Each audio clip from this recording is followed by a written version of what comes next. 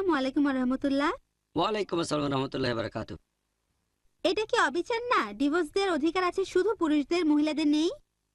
বোন প্রশ্ন করলেন যে এটা কি অবিচার না, যে ডিভোর্স দেওয়ার অধিকার শুধু দেওয়া হয়েছে পুরুষদের, মহিলাদের দেওয়া হয়নি। আপনি যদি খেয়াল করেন যে ইসলামিক বিয়ে যেভাবে হয়, আল্লাহ সুবহানাহু ওয়া তাআলা পবিত্র কোরআনে বলেছেন, এটা আছে সূরা নিসা 4 নম্বর অধ্যায় 40 নম্বর আয়াতে, আল্লাহ সুবহানাহু ওয়া তাআলা কারোর সাথে অনুপরিমাণও জুলুম করেন না। এছাড়াও পবিত্র কোরআনে সূরা বাকারা 2 নম্বর অধ্যায় 228 নম্বর আয়াতে আছে যে নারীদের আছে ন্যায়সঙ্গত অধিকার, যেমন আছে পুরুষদের, কিন্তু নারীদের উপর পুরুষদের মর্যাদা আছে।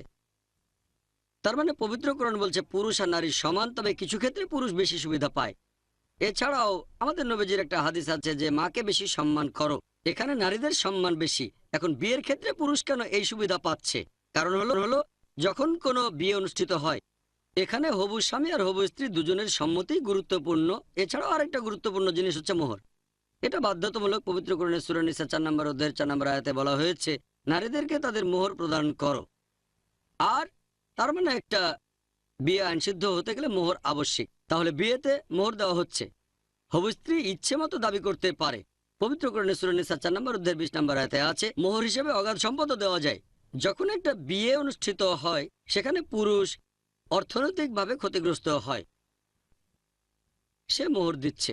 যখন সে মোহর দিল, তারপর ধরেন মহিলাদেরও ডিভোর্স দেওয়ার অধিকার আছে, সে ডিভোর্স দিয়ে দিল, ক্ষতিগ্রস্ত কে হবে? হবে পুরুষ।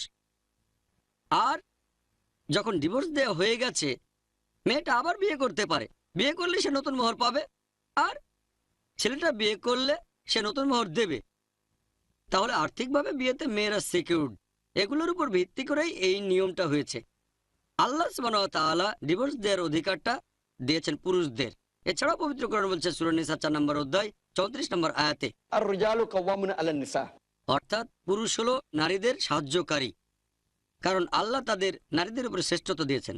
এই আয়াতের অনুসারে যেহেতু পুরুষ হলো কাওয়াম, তাই পরিবারের সে নেতা, আর স্বাভাবিকভাবেই ডিভোর্স দেওয়ার অধিকারটা এটা আছে পুরুষদের, কারণ সেই পরিবারের লোকজন দেখাশোনা করে। তার মানে এই না যে মহিলারা তাদের অধিকার দাবি করতে পারবেন না।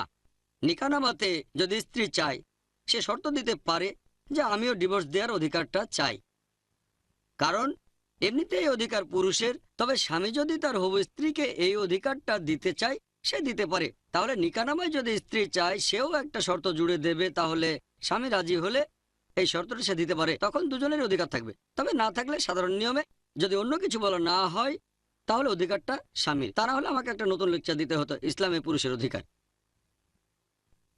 আশা করি উত্তরটা পেয়েছেন।